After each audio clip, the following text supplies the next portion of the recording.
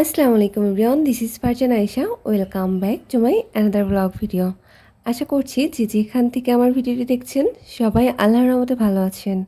আমি আপনাদের দোয়ায় আলহামদুলিল্লাহ ভালো আছি। তো সকাল সকাল চলে আসলাম নুডলস রান্না নিয়ে। পাস্তা নুডলস একসাথে মিক্স করে রান্না করছিলাম। আর এভাবে রান্না করে খেতেও মজা লাগে, আর স্বাদটা অনেক বেশি মনে হয় আমার কাছে। আমার কাছে তো বেশ ভালোই হয়েছিল নুডলস রান্নাটা। বিশেষ করে পাস্তা মিক্স করে দিয়েছিলাম, এজন্য আরও স্বাদটা বেড়ে গিয়েছিল। তো তাড়াহুড়া করে নাস্তা করে রেডি হয়ে তারপরে আয়াতের স্কুলে যাওয়ার জন্য বের হই। ওর সাথে আরও 2-3 জন ছিল, ওর উপর ক্লাসে পড়ে বা ওর সাথে পড়ে এরকম। তো স্কুল শেষ করে আসার সময় এরকম বাজারের ভিতরে আমরা হনুমান দেখতে পাই। আর বাচ্চারা তো বেশ খুশি এটা দেখে, আমিও কিন্তু বেশ খুশি। ভালোই লাগছিল দেখতে, আর এটা লাফিয়ে লাফিয়ে অন্যদিকে চলে যাচ্ছিল। আর সবথেকে মজার বিষয় যেটা ছিল সেটা হচ্ছে ও নিজে নিজে যে একটা দোকান থেকে চানাচুর এক প্যাকেটই ছিঁড়ে নিয়ে এসে খাওয়া শুরু করে।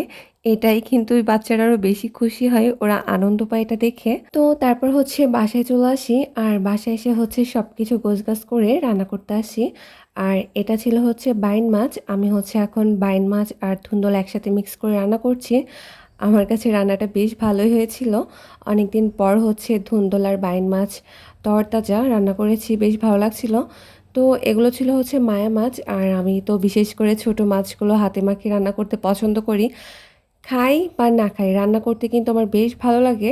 মানে রান্নাটাও একটা আর্ট, যেটা সবার পছন্দ, কিন্তু অনেকে বিরক্ত বোধ করে, অনেকে আনন্দ পায়। আমার রান্না করতে বেশ ভালোই লাগে, আর আমার রান্না মোটামুটি এখন অনেক ভালো হয়। তো তারপর ধুন্দল রান্না করেছি, ছোট মাছ রান্না করেছি, আর এখন মাছ দিয়ে আমি কচুরমুখী রান্না করব। এজন্য আগে মাছগুলোকে কষাই করে নিচ্ছিলাম। বাইরে খুব ঝুম বৃষ্টি হচ্ছে, আর এর ভেতরেই আমার ভীষণ ভালো লাগছিল অনেক আগের একটা ভাইরাল খাবার, ওই যে লেবুর পিনিক। তো মনে চাচ্ছিল যে এই বৃষ্টির ভেতরে এটা করি। তো ঘরে বড় একটা লেবু ছিল, আমি এটাকে পিস পিস করে নিজের মতো করে এটাকে সাজাই, মানে নিজের স্বাদ মতো এটাকে তৈরি করি।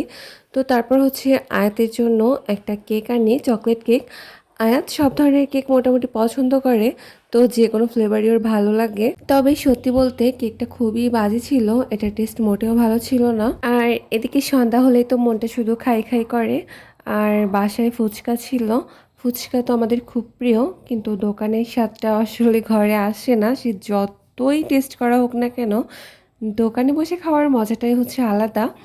তো তারপরেও ফুচকাটা বানিয়েছিলাম, নিজেদের মতো করেই করেছিলাম।